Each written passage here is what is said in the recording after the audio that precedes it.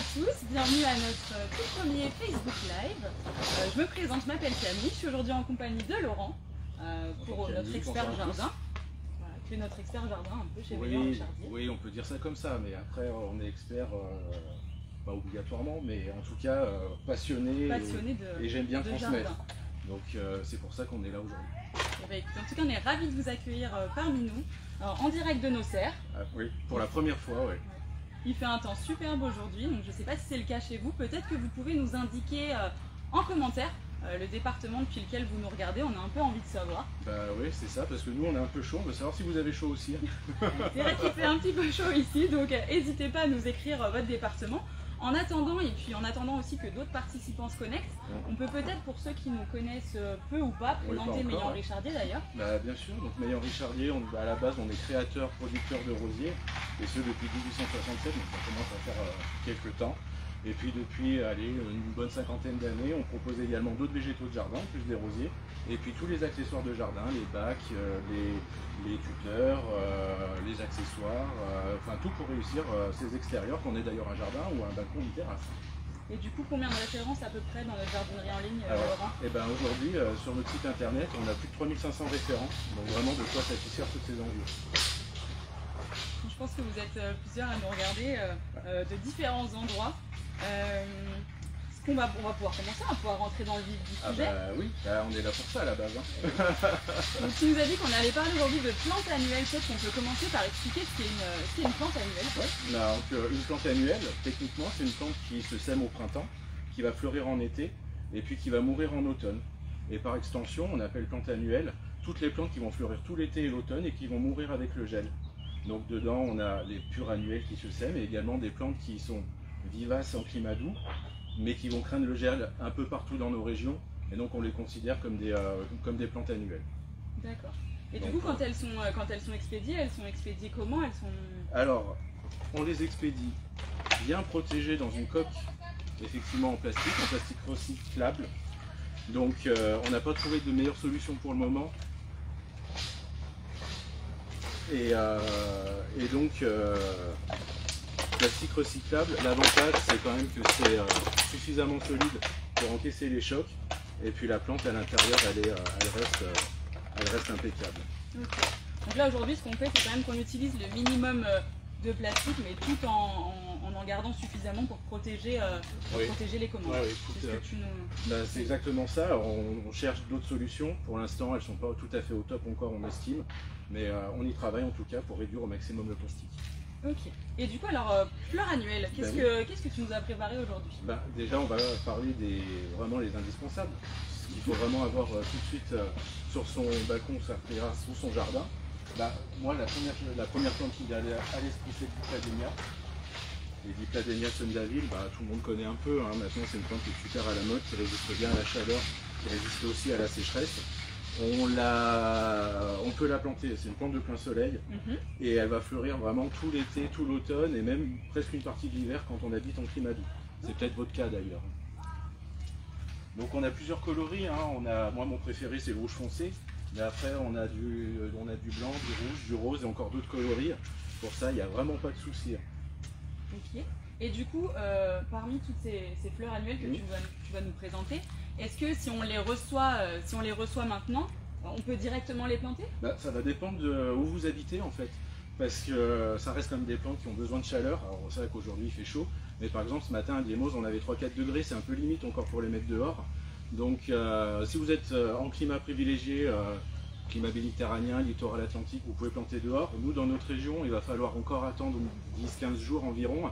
Et pour les personnes qui habitent un peu plus dans le nord ou par exemple dans les Vosges, il va falloir là plutôt attendre vers la mi-mai. Okay. Donc pas de précipitation, c'est vraiment le tout début. Donc on a le temps de se faire plaisir encore. Ok, super. Donc alors on a ce beau Dipladénia. On vous remet toutes les références bien sûr en commentaire pour que vous puissiez aller les voir directement sur notre site internet. Oui, bien sûr. L'autre vraiment basique et indispensable, c'est le géranium. Ça, le géranium, c'est vraiment le truc traditionnel. C'est ce qu'on voit partout, c'est ce qu'on voit vraiment partout. C'est vraiment la plante classique par excellence. Donc on a des géraniums hier et des géraniums zonales. Simplement pour un petit rappel, la différence entre les deux, le géranium zonal il va pousser en touffe et le géranium lierre il va pousser en cascade. Donc c'est une plante retombante pour les balconnières, c'est top. Chouette. Ben oui. Et puis, dans les indispensables, t'en as encore d'autres dans les indispensables? Ah bah ouais, bien sûr, bah, on a les fameux Pétunia et Surfinia. Donc pareil, tout le monde connaît, hein, ça existe en plein de couleurs, avec des fleurs originales, panachées.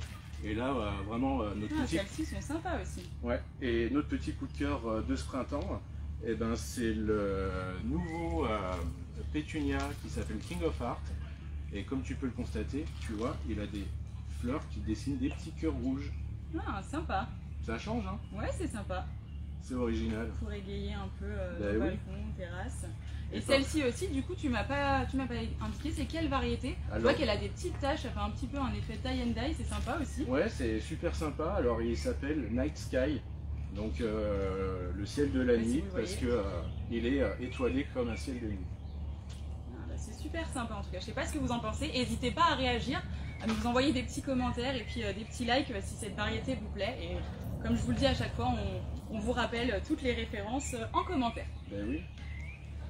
On a fait le tour de nos indispensables? Oui, ou pas les indispensables, ouais, on a fait le tour, c'est vraiment les trois principales, c'est les trois les plus connus.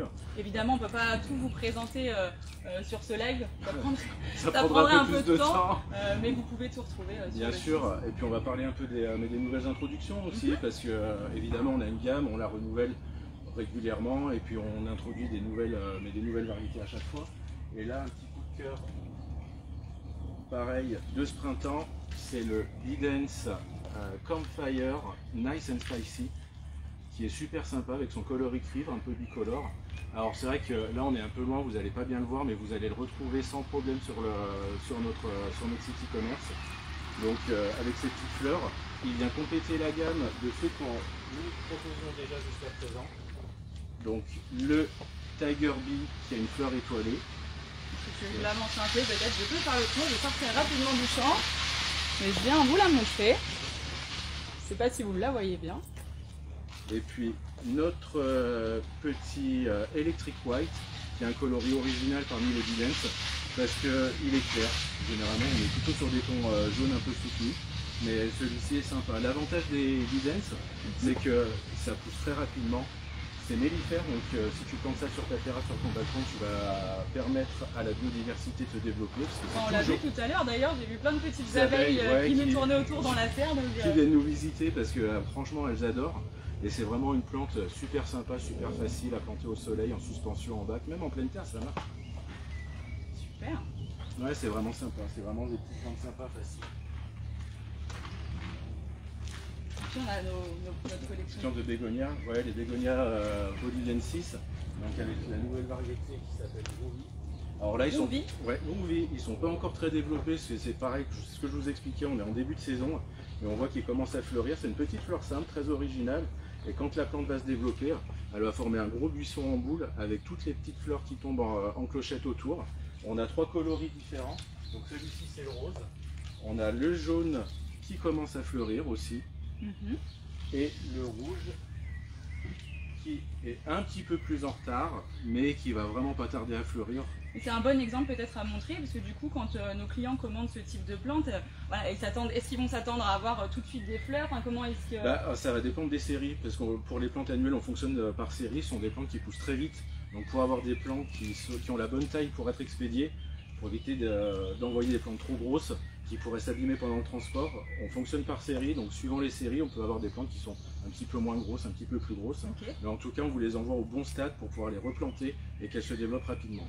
Ok, donc pas d'inquiétude s'il n'y a pas encore de petites fleurs. Non, les fleurs elles vont venir, de toute façon on a le temps, elles vont fleurir jusqu'au gelé, donc vous aurez le temps de voir les fleurs, et tu auras le temps de voir les fleurs. J'en plante sur ma terrasse, sur mon balcon, j'ai bien compris. Oui, tout à fait, tu verras, tu seras super content. Super, encore une belle nouveauté. Et puis vraiment pour nos amis jardiniers qui n'ont pas d'idée, c'est vrai que parfois on se pose la question avec quelle plante je peux associer telle plante, comment je peux faire. On a une solution qui est toute prête à l'emploi en fait. Ce sont les compositions Trixie. Donc tu as trois plantes différentes dans le même pot. Donc là tu vois, tu as une verveine, tu as un pétunia et tu as un petit calibratoire jaune. Et là, pour le coup, c'est vraiment prêt à planter. Donc c'est vraiment, j'enlève le pot et puis... Ah bah, allez, on va le faire en direct. Ah bah, allez. Je t'ai préparé un pot, donc vas-y. Ah, je mets la main à la pâte aujourd'hui. Bah oui, quand même. Il n'y a pas de raison. Chez Meillon Richardier, on est convaincu que le jardinage est à la portée de tous, hein, donc la preuve en image. Allez. Donc là, j'appuie un peu. Ouais, il faut que tu appuies un peu. Donc on voit, les racines sont super bien développées. C'est vraiment le bon stade pour planter. T'as rien besoin de faire. Donc là, j'écarte juste la terre. Peut-être que tu peux nous dire ce que tu as. Là, le mélange de terre, il y a un mélange particulier. Alors, moi j'ai l'habitude d'utiliser, mais ça c'est mon côté un peu technique. Je fais un mélange avec 1 tiers de terre de jardin ou de terre végétale et 2 tiers de terreau de bonne qualité. Mais on peut facilement acheter un bon terreau à géranium. Et mettre que du terreau. Et mettre que du terreau. L'avantage de mettre un peu de terre végétale ou de terre de jardin, c'est que ça va mieux retenir les arrosages. Donc ça va te permettre, si jamais tu oublies d'arroser une fois, que ta plante elle ait quand même une petite réserve d'eau dans son substrat. Ok. Donc là j'écarte juste un peu. Ouais. Et je mets... Ah ben tu mets et puis... Est-ce qu'il faut que je la plante vraiment beaucoup? Alors non, pas beaucoup plus profond. Et puis... Et je rempote. Voilà, tout simplement, tu rempotes. Donc on complétera autour avec de la terre. Voilà. Et puis, et ça fait déjà quelque chose de très sympa. C'est super sympa. Puis tu verras, ça va se développer. C'est facile hein, du coup. Ah bah, on peut pas faire plus simple. Je sais pas ce que vous en pensez, mais en tout cas, c'est vraiment, comme tu disais si bien, à la portée de tous. À la portée de tous. Et bien super. Donc les compos Trixie sont à retrouver sur notre site internet. Le lien vous a déjà été mis, donc n'hésitez pas à aller les voir de plus près. Oui, parce qu'on vous en a présenté une, mais on a quand même plusieurs compositions avec des coloris différents. Comme ça, suivant vos goûts, vous trouvez obligatoirement une couleur qui va vous plaire ou une composition qui va vous plaire. Alors si j'ai bien compris, en tout cas les fleurs annuelles, du coup il faut les remplacer chaque printemps. Et oui. Et du coup, quel est l'avantage si l'avantage, faut changer à chaque fois? Alors, le principal avantage, c'est de pouvoir renouveler son décor tous les ans. Par exemple, si telle année tu veux faire en tout blanc, tu vas planter du tout blanc. Ou si tu veux suivre la tendance du moment, qui est par exemple le fuchsia, avec le Viva Magenta de Pantone, et allez, choisis dans la gamme et tu trouveras des plantes de ce ton de couleur. D'ailleurs, est-ce qu'on se ferait pas une petite compo? Bah allons-y. Hein, puisque je t'ai mis au boulot. De toute façon, maintenant que les mains ont déjà été mises dans la terre, il faut dire, on peut continuer. Bah oui, on peut continuer.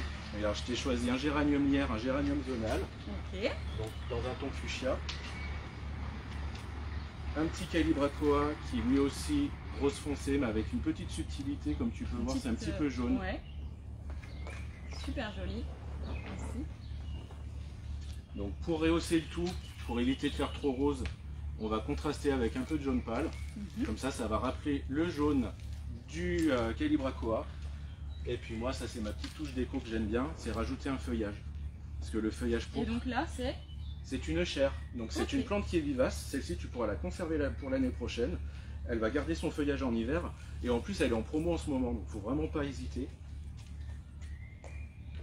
Et regarde, même chose. Je t'ai préparé un petit pot. Je suis ravie, je mets la pâte aujourd'hui. Et tu penses que ça va tout rentrer là? Oui. On est optimiste, non? Alors, on est un peu optimiste, mais il faut savoir que chaque plante a un port un peu différent. Donc en fait, ta plante principale, ça va être ton géranium zonal qui va pousser plutôt en hauteur. Donc tiens, je te laisse défaire. Tu vas plutôt le mettre dans le milieu. Est-ce que j'enlève un peu de terre avant, tu penses ou... Ah, tu grattes un petit peu. J'en ai enlevé un peu avant, histoire de t'aider un peu. Ouais. Je mets ça là. Alors, je vais t'aider un peu. Je le mets au milieu. Ouais, tu vas le mettre. Alors, t'es pas obligé d'autant l'enfoncer. Ah, moins? Ouais, un petit peu moins, parce qu'en fait, comme il n'y a pas tout à fait le niveau de terre, tu vas voir qu'il va vite être enterré. Et là, on fait un peu comme on veut. Oui, tu fais comme tu veux. Tiens, tu le places où tu veux, il n'y a pas de souci. Je sais pas. Tu sais pas? Je vais le mettre à l'arrière. Tu peux le mettre à l'arrière en sachant... Je sais pas ce que tu voulais faire. Pas obligatoirement, mais de toute façon, la potée, elle est faite pour être vue de tous les côtés. Donc après, il n'y a pas d'importance. Alors, je le mets à l'arrière. J'étais partie sur l'arrière. Tiens, le petit calibrachoa, tu vas pouvoir le mettre à l'opposé. Voilà. Tiens, je te laisse dépoter le bidon pour que tu vas mettre à l'avant.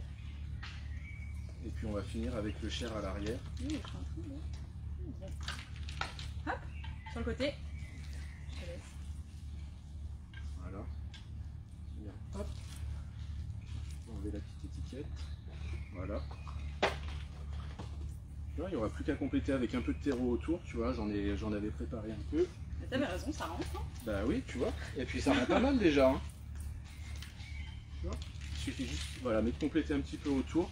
pour bien mettre de niveau. On va bien arroser après, on mettra un petit peu de paillage dessus pour faire propre. Ça va permettre en plus de garder un peu plus l'humidité de la terre. Et ça empêchera les éventuelles mauvaises herbes de se développer. Ok. Qu'est-ce que vous en pensez? Attention, c'est lourd. Oui. Ça plaît? Super.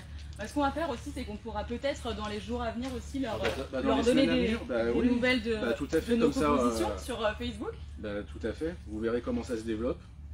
On les laisse là-dedans alors et on s'en occupe, on en prend soin. On va en prendre soin. Et au niveau arrosage alors du coup? Alors l'arrosage là, on a choisi des plantes qui ont sensiblement les mêmes besoins en eau. Donc en termes d'arrosage, ça va être quand même des arrosages réguliers, même si ce sont des plantes qui vont tolérer des sécheresses passagères. En termes d'arrosage, le plus simple pour vérifier s'il y a besoin d'arroser, c'est de gratter la terre. Si c'est sec en surface, là il faut arroser. Ok. Super. Et grosso modo, au début, ça va être à peu près une fois par semaine et après ça en fonction du temps. Okay. Donc à surveiller. Et pour avoir un bon développement aussi, il faudra penser à mettre un peu d'engrais. Alors d'engrais pas tout de suite parce que les terreaux sont souvent enrichis. Donc là, quand on a planté, il n'y avait pas besoin d'en mettre. Non, pas besoin de mettre d'engrais à la plantation. Il faudra simplement en mettre environ 4-5 semaines après la plantation. Les plantes auront commencé à se développer, à mettre leurs nouvelles racines. Et elles seront aptes à pouvoir absorber l'engrais. Et pour l'engrais, il faudra toujours respecter la posologie qui est notée sur les emballages. Parce que suivant les marques, les posologies ne sont pas tout à fait identiques. Ok. Mais on vous donnera des nouvelles. Franchement, ça rend pas mal déjà. Ouais, je sais pas ce que vous en pensez, mais c'est plutôt réussi. Et ben là, en plus, tu m'as donné des conseils en direct, mais je pensais aussi pour les plus frileux d'entre vous, qui sont peut-être un peu comme moi, un peu plus amateurs de jardinage, mais pas forcément experts. Vous pouvez aussi retrouver tous nos conseils et inspirations sur notre site internet www.meilleurrichardier.com. Ben oui, il ne faut pas hésiter, il y a plein de conseils, plein d'idées. On a une équipe au top pour ça. Quand on parle jardin, on parle aussi plan potager. Est-ce que tu ou alors avant, peut-être que tu avais encore d'autres choses à nous présenter ou est-ce que Alors, pas spécialement, mais quand même, tu m'as parlé de l'arrosage. Si jamais vous avez à vous absenter, que vous avez personne qui peut venir arroser, il y a quand même une solution qui est super sympa. C'est les petits cônes d'arrosage. C'est super simple à utiliser. Ça se présente comme ça. Tu as juste à visser une bouteille d'eau. Donc ça, tu le plantes dans ton pot? En fait, tu vises d'abord ta bouteille d'eau. Ok. Il faut penser à la percer sur le fond pour que l'eau puisse s'écouler. Et tu as juste à piquer dans ton pot après. Ok. Et ça va durer environ une semaine. Ça dépend des modèles. On a plusieurs modèles. Mais oui, là, je vois qu'il y a différentes tailles. Et ça correspond à quoi? C'est justement le... en fait, la taille... le débit? Alors, c'est pas vraiment le débit. Ça va être plutôt par rapport au volume du pot. Donc, vous avez toutes les informations sur la fiche produit. Effectivement, il y a différentes tailles suivant la grosseur des pots qu'il faut arroser. Mais ça, c'est une super solution quand on s'absente de temps en temps et qu'on n'a pas obligatoirement envie d'embêter ses voisins pour venir arroser. Et puis c'est vrai que l'arrosage, là, on en parle quand même beaucoup en ce moment, donc si on peut avoir ce petit système aussi. Oui, tout à fait, c'est pratique. Super. Et alors allons-y, parlons plan potager maintenant. Oui, plan potager, parce que la plupart des plantes potagères sont annuelles. Donc pareil, il faut les semer au printemps, elles vont produire en été, mourir en automne. Les plus connues sont quand même les tomates. Les tomates, c'est vraiment la plante basique et facile à réussir. Les aléas... Je crois qu'on vous a perdu. Alors pour la petite histoire, on a voulu se mettre dans les serres parce qu'il faisait super beau aujourd'hui. On voulait vous accueillir avec le beau temps. Et figurez-vous que le téléphone était en surchauffe totale à cause de la chaleur. Il est en plein soleil. Donc on a eu un petit souci. Donc aléa du direct. On était en train de vous présenter les plants de tomates. J'espère que vous n'avez rien loupé ou qu'on n'en a pas perdu certains d'entre vous. On est toujours là. Parle-nous de tes tomates. Parlons tomates. Donc les tomates cerises, c'est facile, c'est vraiment à la portée de tout le monde. C'est des tomates qu'on va grappiller à l'apéro, on peut les transformer en sauce, on fait vraiment tout ce qu'on veut avec les tomates cerises. Et oui, c'est pas parce que tu n'as pas de jardin que tu peux pas cultiver des tomates. Ok. Tu peux parfaitement les cultiver en pot, en carré potager, ça marche très bien. Et pour ceux qui ne sont pas équipés d'un carré potager, qu'est-ce que tu nous as apporté? Ce sont les pots Fruit Pooch. Ce sont des pots en toile. Alors on va pas faire le rempotage en direct, ça va prendre un petit peu de temps. Mais ce sont des pots en toile, c'est poreux, c'est léger. Donc sur un balcon c'est pratique, parfois on est limité par rapport au poids. Donc c'est pratique, il y a juste à le remplir de bons terreaux, ou éventuellement avec le mélange dont on a parlé tout à l'heure. Et là, ce modèle-là... Et donc tu mets directement, bon pareil. Ah bah là, oui, il faut qu'il y ait de la terre quand même, évidemment. Mais donc tu nous la remplis de terre et on peut directement les planter dedans. Tout à fait, comme tu as fait pour les fleurs d'été tout à l'heure. Du coup, il faut quand même une certaine hauteur, parce que tu disais que tout à l'heure, en tout cas pour les fleurs annuelles, il fallait pas les planter trop... Alors, les tomates, quand elles ne sont pas greffées, là c'est le cas, sont des plantes tomates tradies.